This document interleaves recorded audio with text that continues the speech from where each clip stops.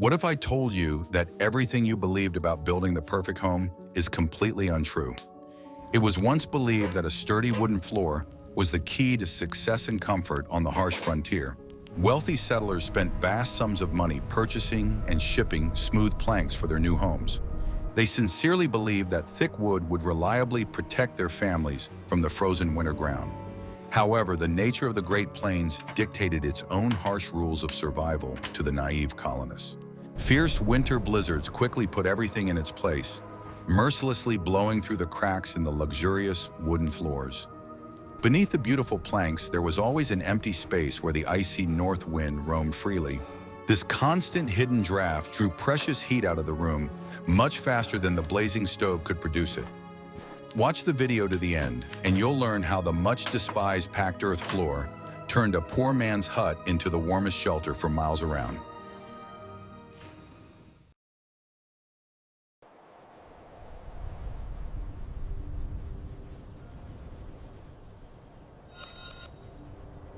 Are you ready to learn the truth about why the most expensive homes often became icy traps?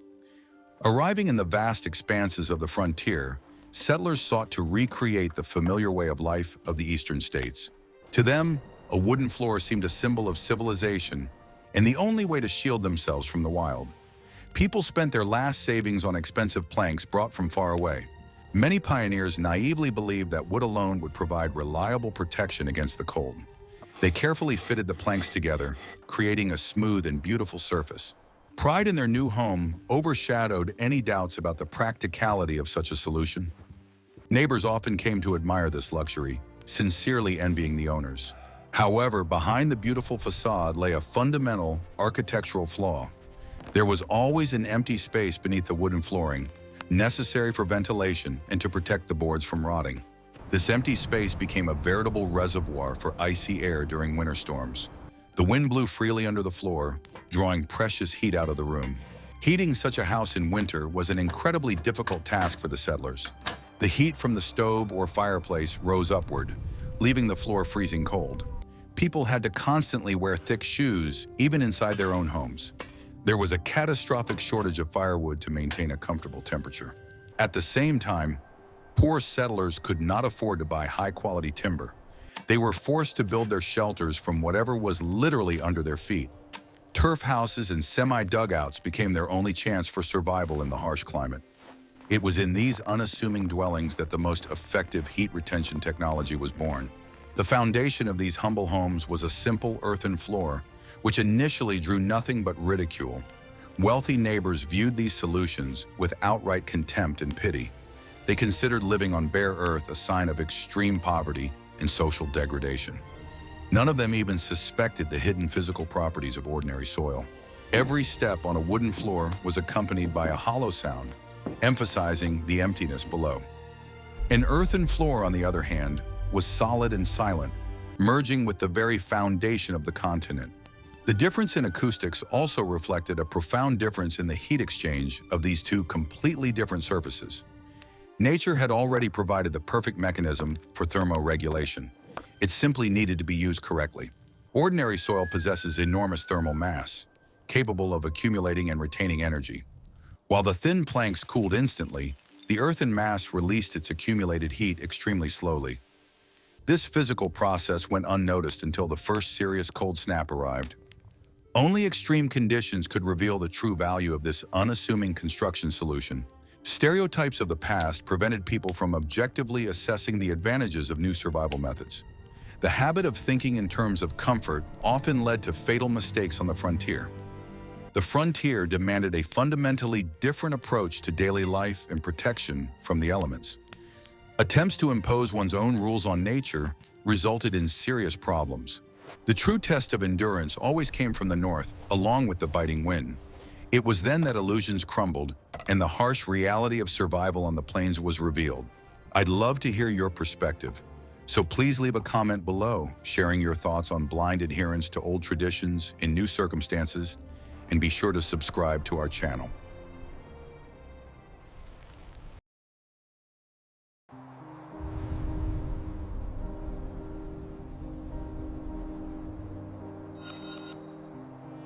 Guess what happened next? When the short autumn gave way to a long winter, the Great Plains turned into an icy desert. The boundless expanses had no natural barriers in the form of forests or high hills. The frosty winds picked up to tremendous speeds, sweeping away everything in their path. The air temperature plummeted, reaching critical levels in just a few hours.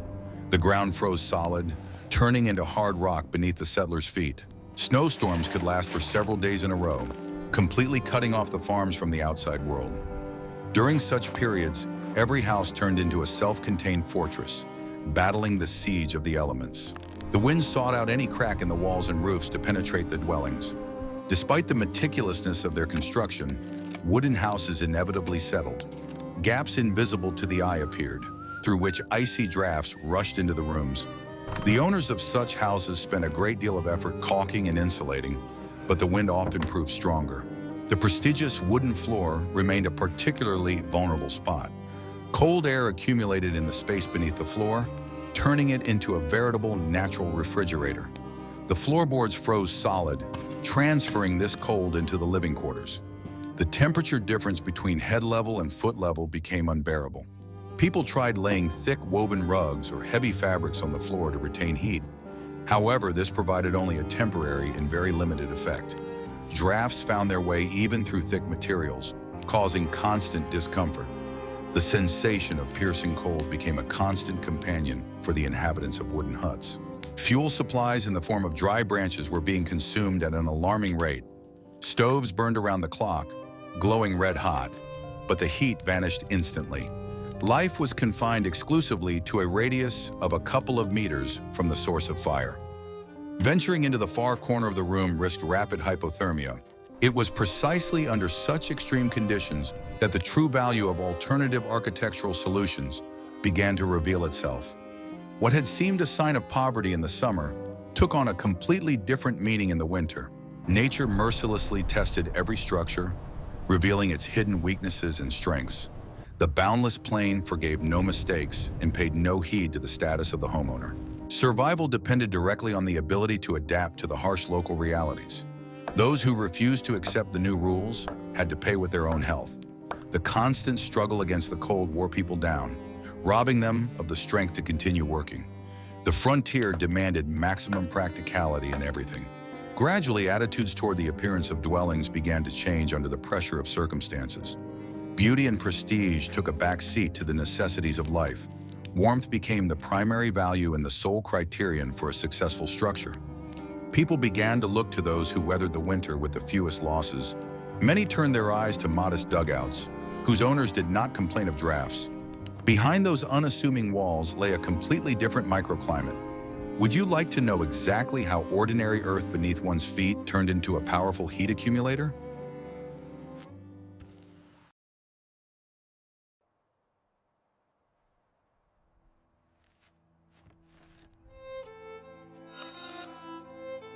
I will reveal the frontier's best-kept secret, one that completely changes our understanding of comfort. The fact is that the Earth maintains a constant temperature at a certain depth. Even when a bitter frost rages on the surface, the soil inside remains relatively warm. This hidden natural reservoir of energy became the main ally for the poorest settlers. Unlike wooden flooring, an earthen floor had no air gap beneath it. It was in direct contact with the deeper layers of soil, forming a single thermal mass. Cold winds could not penetrate beneath the foundation of such a house. The soil acted as a giant sponge, slowly absorbing and releasing heat. The temperature of a properly constructed earthen floor remained stable at 40 degrees Fahrenheit. This was not enough for complete comfort, but it provided reliable basic protection. The earth prevented the room from cooling down to critical sub-zero temperatures. The difference between the temperature outside and inside the house was already in the tens of degrees. When the stove was lit in the house, the earthen floor began to warm up slowly. The dense surface absorbed the radiant energy of the fire, storing it within its mass. This process took time, but the result exceeded all expectations. The heat penetrated deep, creating a reliable barrier against the approaching cold. After the fire in the stove died down, the reverse process began. The warmed earth gradually released the accumulated heat back into the room. This steady heat exchange maintained a comfortable temperature for many hours. The house did not cool down instantly, as was the case in buildings with hollow wooden floors. The absence of drafts coming from below radically changed the air circulation in the hut. Warm air was distributed more evenly, unimpeded by the icy currents rising from the floorboards. It was much more comfortable to be in such a room, especially when the overall temperature was low. People could move freely around the room without the risk of freezing. The thermal inertia of the solid earth floor proved to be a true lifesaver amid severe fuel shortages. The owners of such homes needed far less firewood to sustain life. They could afford to sleep through the night without getting up every hour to stoke the fire. Saving resources directly meant increasing the chances of a successful winter. Interestingly, in the summer, this same physical principle worked in reverse. On sweltering days, the massive earthen floor absorbed excess heat, keeping the house pleasantly cool. The dwelling became an ideal shelter from the scorching sun of the plains. Wooden structures, on the other hand, often turned into veritable ovens in the heat. Thus, the poorest segments of the settlers unconsciously utilized advanced principles of thermoregulation. Their dwellings functioned in complete harmony with the environment, harnessing its hidden potential. This experience clearly demonstrated the superiority of adaptation over the blind copying of old architectural forms. The unique properties of ordinary soil proved more valuable than expensive building materials. It's amazing how ideal a building material can be the very ground we walk on every day. Nature itself gave the settlers a reliable tool to protect themselves from the elements. All that remained was to make proper use of this completely free and generous gift. Be sure to like this video if you were also impressed by this natural ingenuity.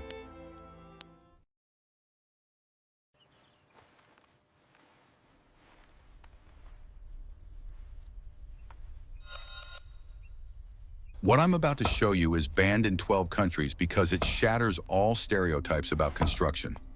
Creating a proper earthen floor required specialized knowledge and immense physical labor. It wasn't just loose soil left inside the walls of a hut. The process of turning ordinary dirt into a durable surface was a true frontier science. First, it was necessary to remove the entire loose topsoil layer along with any remaining vegetation. For the floor base, clean, uniform clay or dense loam without impurities was required. The surface was carefully leveled and cleared of large stones and organic debris. Any unevenness could later cause the entire floor to collapse. Then began the most grueling stage, which consisted of repeatedly tamping down the prepared ground. The settlers used heavy wooden logs or massive pestles to compact the soil. They struck the ground meter by meter to squeeze as much excess air out of the soil as possible. The surface had to become as hard as solid stone. After the initial tamping, the floor was thoroughly moistened with fresh water. The moisture helped the clay particles bind more tightly together, forming a strong structure. The soil was allowed to dry slightly, and then the tamping process was repeated over and over again. This arduous procedure could take several days of continuous, exhausting work. To give the floor additional strength, various readily available additives were often used. Fine river sand, fine ash from the hearth, and even chopped straw were employed. These components served as a kind of binding agent, preventing cracks from forming as the floor dried. A properly prepared mixture made the surface smooth and resistant to damage. In the final stage, the floor was carefully polished using flat stones or pieces of thick cloth. The result was a shiny surface that was easy to clean daily. Such a floor did not gather dust and did not dent under the weight of heavy wooden furniture. In terms of its characteristics, it was hardly inferior to modern hard concrete. Maintaining such a surface also required a specific approach and strict regularity. Housewives would wet the floor with water and sprinkle it with fresh, fine sand to keep it clean. The sand acted as a mild abrasive, absorbing fine debris and grease residues. After sweeping, the surface became perfectly smooth and pleasant to walk on once again. The thickness of the compacted layer could reach several inches of heavy, hard clay. It was this very massiveness that provided the thermal inertia mentioned earlier. Air had no chance whatsoever of penetrating such thick armor. The floor reliably insulated the interior of the hut from external climatic changes. Despite its effectiveness, this process remained the lot of those who could not afford planks. The heavy physical labor involved in laying the flooring was considered a lowly and dirty occupation. People expended their last ounce of strength to ensure their families had at least a minimal chance of survival. Their diligence soon paid off in full when the real cold set in. This approach to construction differed radically from the usual methods of building houses. It required not so much money as perseverance and an understanding of the properties of the materials at hand. Every movement of the heavy mortar brought the family closer to a safe existence on the plains. In the next chapter, you will learn how the inhabitants of these rugged huts coped with the contempt of those around them.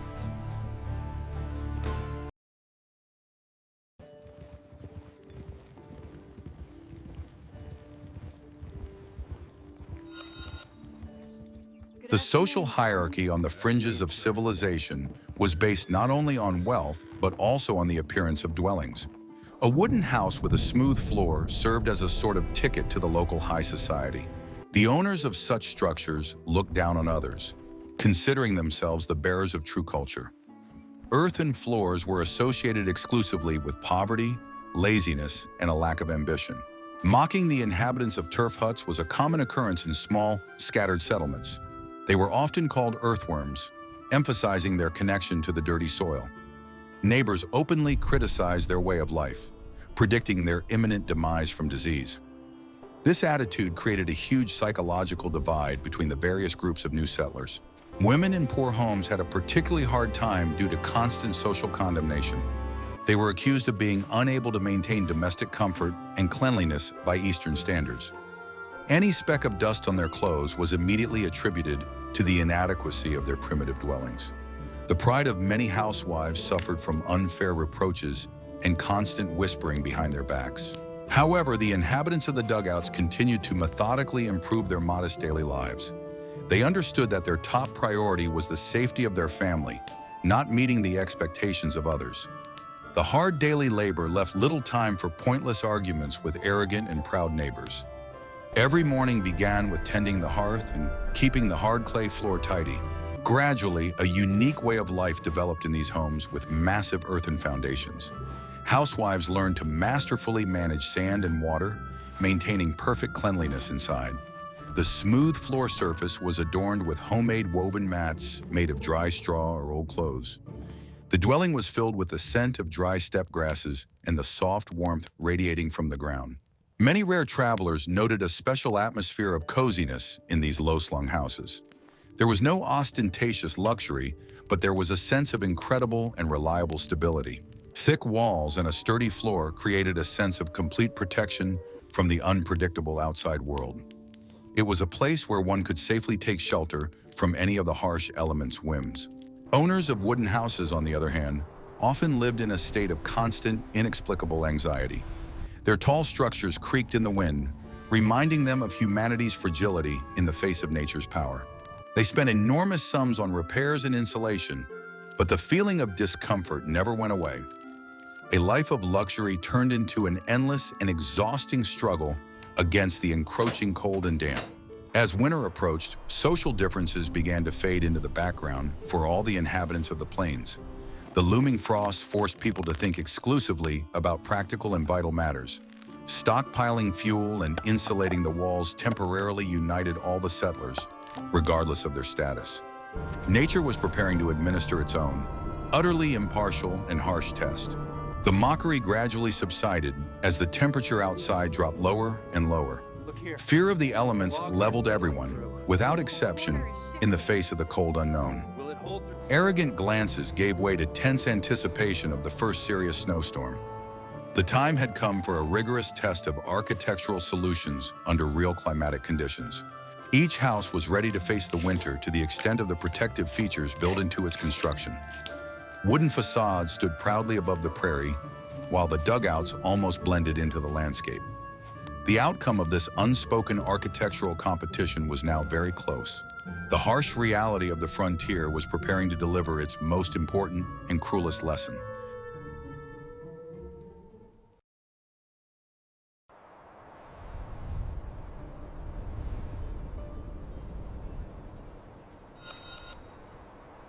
What if I showed you a time machine that could transport you to the most terrifying month of the 19th century? When the first truly powerful blizzard struck the plains, the world was instantly plunged into white chaos. Visibility dropped to zero, and the temperature plummeted to critically dangerous sub-zero levels. The wind howled so loudly that it completely drowned out the screams of people inside the same room. The wooden houses were the first to bear the crushing brunt of the merciless elements. As soon as the wind picked up, the thin planks of the luxurious floor froze solid in a matter of minutes. The frosty air roamed freely beneath the floorboards, aggressively sucking the last traces of warmth from the living quarters. The residents rushed to plug the cracks with scraps of fabric, but it was a completely futile effort. The water in the buckets froze over just a few steps away from the blazing stove. People wrapped themselves in every available blanket, huddling close together to retain even a little warmth. Any movement across the icy wooden floor caused severe discomfort and even pain. The luxurious, tall houses had turned into elegant but deadly cold traps for their owners. At the same time, a completely different scene unfolded in the low-ceilinged houses with earthen floors. The solid floor prevented the icy air from seeping in from below, creating a sturdy and reliable barrier. The ground temperature remained stable, slowly releasing the accumulated heat into the small hut. The contrast between the howling storm outside and the relative calm inside was simply striking. The inhabitants of the earthen huts needed only to maintain a small fire for a comfortable and safe existence. The heat did not escape through cracks, but was evenly and gently distributed throughout the entire living space. One could walk around comfortably in light shoes without any risk of frostbite. The hard physical labor of tamping down the clay had begun to bear its generous and life-saving fruits.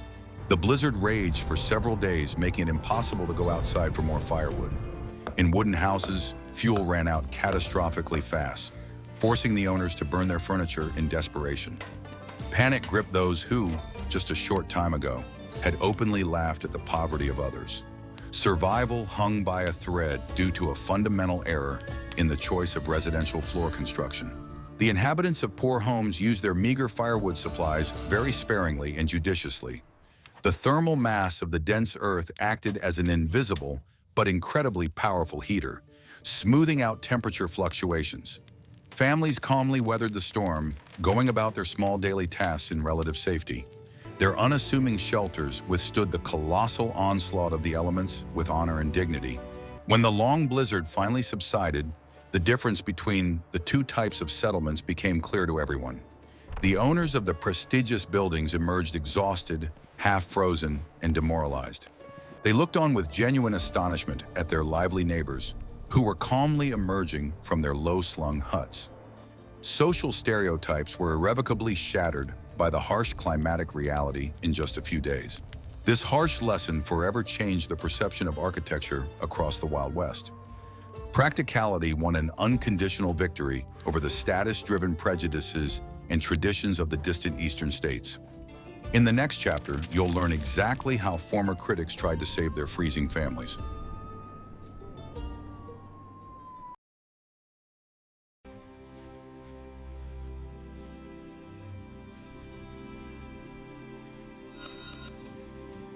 After the first extreme winter, attitudes toward earthen floors changed radically and irrevocably.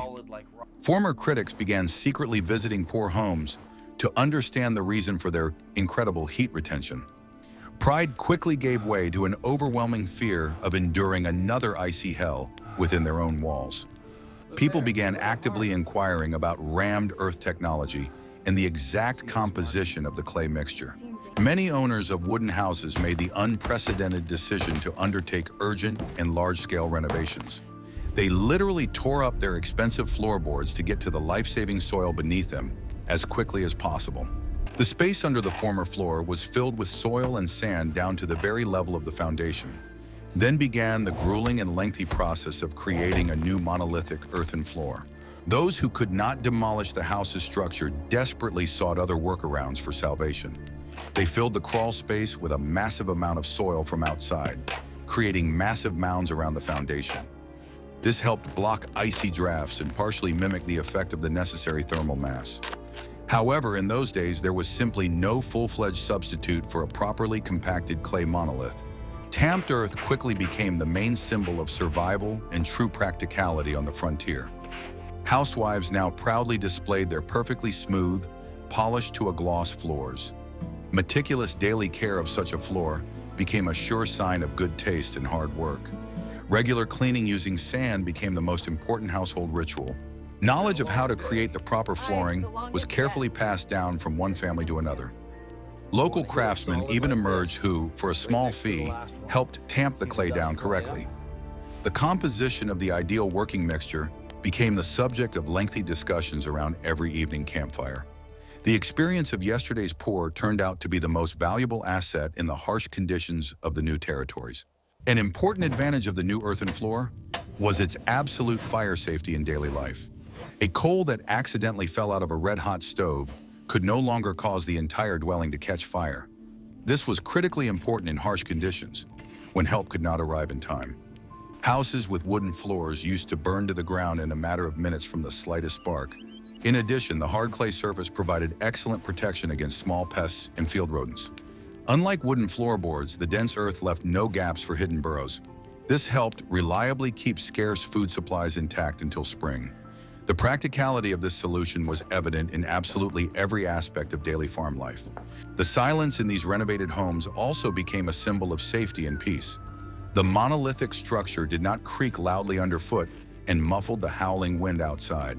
The psychological comfort of constantly being in such a stable shelter could not be overstated. People finally felt protected on all sides by the power of nature itself. The triumph of the simple earthen floor became the most striking example of humanity's successful adaptation to an extreme environment. It proved that blindly following old traditions could be extremely detrimental in entirely new conditions. Intelligence and the ability to learn from the surrounding world became the main tools for settling the continent. Nature proved to be the best and most reliable architect for those who knew how to listen to it. The stigma of poverty was finally erased from people's minds, giving way to sincere respect for a rational approach.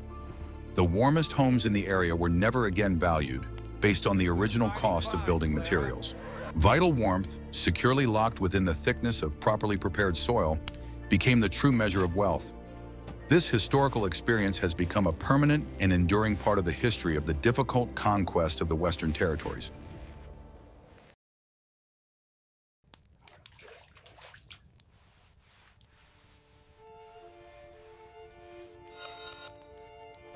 Maintaining an earthen floor in perfect condition required regular and very painstaking labor.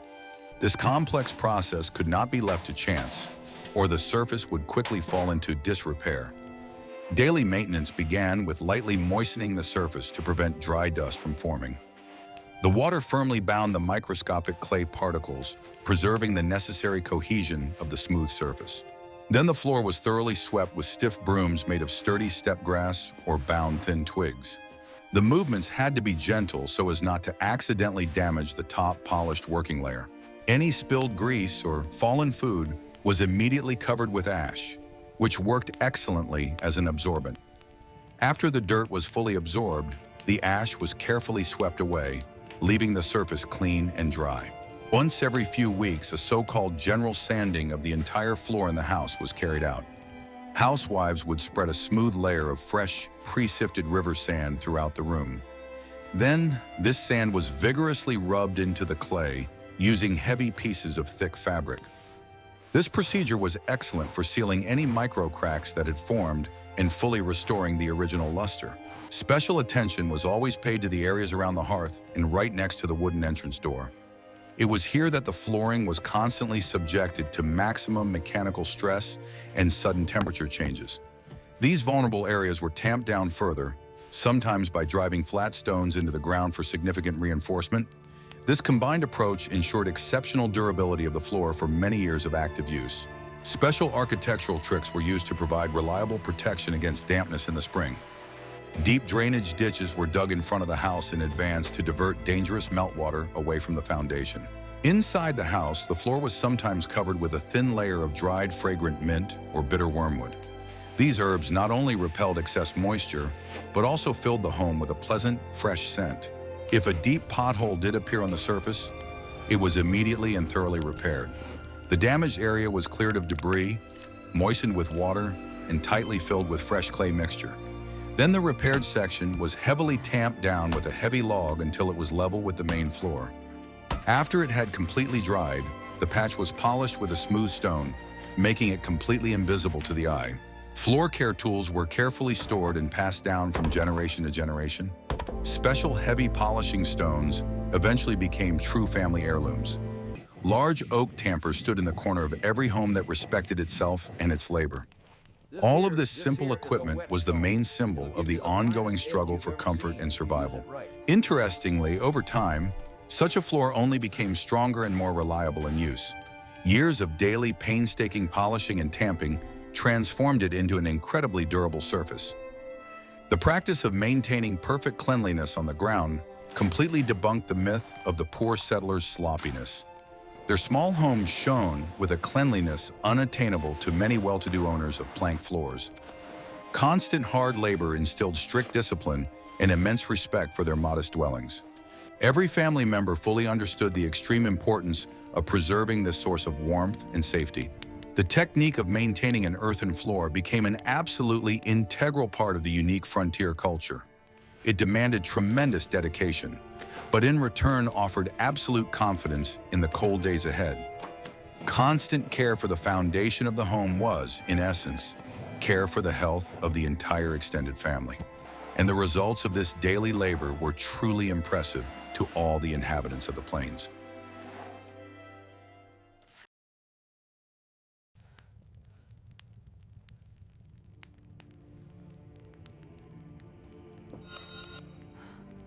Constant exposure to the cold and drafty wooden houses quickly weakened the settlers' immune systems, leaving them vulnerable.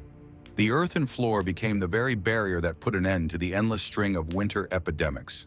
The absence of icy drafts at the bottom of the living space reliably protected the joints from rapid hypothermia. People could sleep peacefully on low beds or even on the floor itself without the risk of becoming seriously ill. A stable, comfortable temperature prevented the exhausted body from wasting excess energy on constant heating. This preserved precious physical strength for the daily hard work on the farm. In houses with a proper earthen foundation, the problem of dampness in winter was virtually non-existent. Excess moisture did not accumulate in empty subfloor spaces, causing the growth of dangerous black mold. The dry, warm air inside the hut had a very beneficial effect on people's respiratory systems. Many settlers noted a sharp improvement in their well-being immediately after completely abandoning wooden floorboards. The Earth's remarkable ability to store heat drastically reduced the need for daily fuel consumption. This meant that men had to go outside much less often in the bitter cold to gather firewood. The risk of getting lost in a blizzard or suffering severe frostbite on the extremities was reduced to an absolute minimum. Every dry log saved was another chance for a safe and secure winter. For many settlers in poor health, the warm earthen floor was a true godsend. It allowed them to successfully survive the harshest months with minimal strain on their weakened bodies.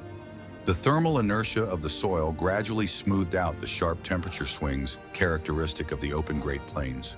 The body was no longer subjected to extreme stress with every sudden change in winter weather. Families could spend long winter evenings in a comfortable setting, safely engaging in small crafts. The absence of panic helped people make measured and rational decisions in any critical situation. Survival statistics clearly and ruthlessly demonstrated the obvious advantage of climate-adapted structures. Settlements where turf houses with earthen floors predominated suffered far fewer losses during the winter. These indisputable facts forced even the most conservative pioneers to reconsider their views on classical architecture. Preserving health became a far more compelling argument than external aesthetics and prestige. Thus, the initial choice of flooring material directly determined one's chances of a long life. Architecture unexpectedly became the most important tool for the medical care of the new settlers. The earth beneath their feet healed people just as effectively as many of the very expensive medicines of the time. It provided, free of charge, the necessary warmth, peace, and firm confidence in the future. The unique thermal mass of the soil saved thousands of lives during the arduous settlement of the Western Territories.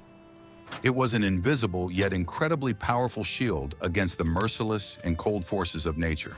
History has irrefutably proven that true wisdom lies in the ability to harness the hidden potential of the simplest things. The earthen floor became a great symbol of life's triumph over harsh and unpredictable circumstances.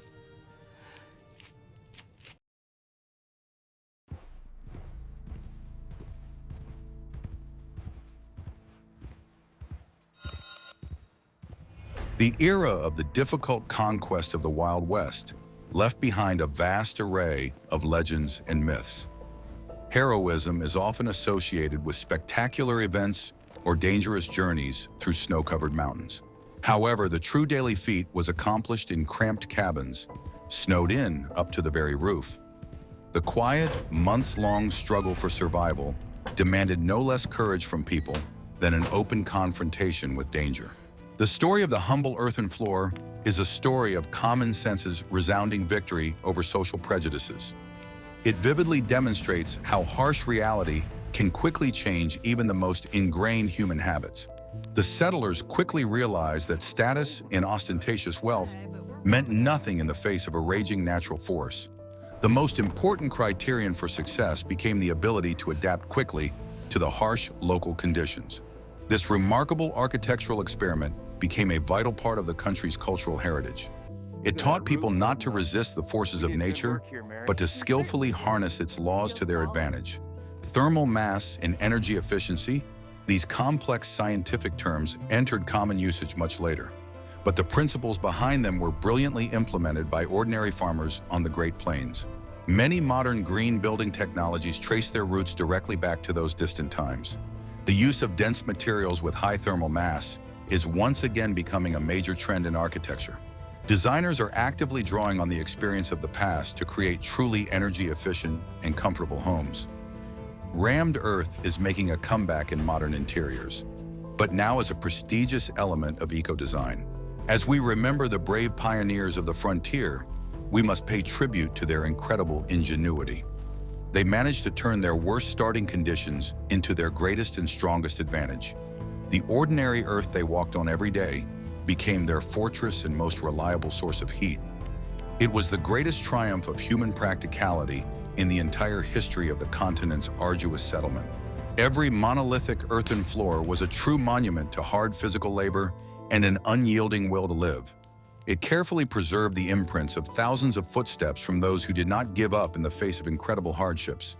The smooth surface of the clay reflected not only the light of the hearth, but also the immense strength of the human spirit. It was the most honest, reliable, and functional architectural solution of that harsh era. Over time, wooden floors became significantly more advanced thanks to the advent of high-quality insulation. Simple dugouts gradually disappeared, giving way to modern, spacious homes with reliable central heating. However, the memory of those first harsh winters has forever remained in the history of the settlement of the Great Plains. No one ever again laughed at those people who wisely chose practicality over prestige. This harsh historical lesson teaches us never to judge things solely by their outward appearance.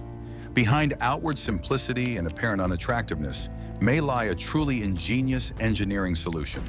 The seemingly ordinary mud underfoot may ultimately prove more valuable than the finest and most expensive wood. Absolutely everything depends on whether we are able to correctly understand the hidden laws of nature. The successful settlement of the frontier would have been completely impossible without such simple yet vital discoveries. The earthen floor became the very invisible foundation upon which a completely new life was ultimately built. It reliably warmed entire generations of people, allowing them to grow, work, and boldly dream of a better future. This great historical legacy deserves our most sincere admiration and deep respect.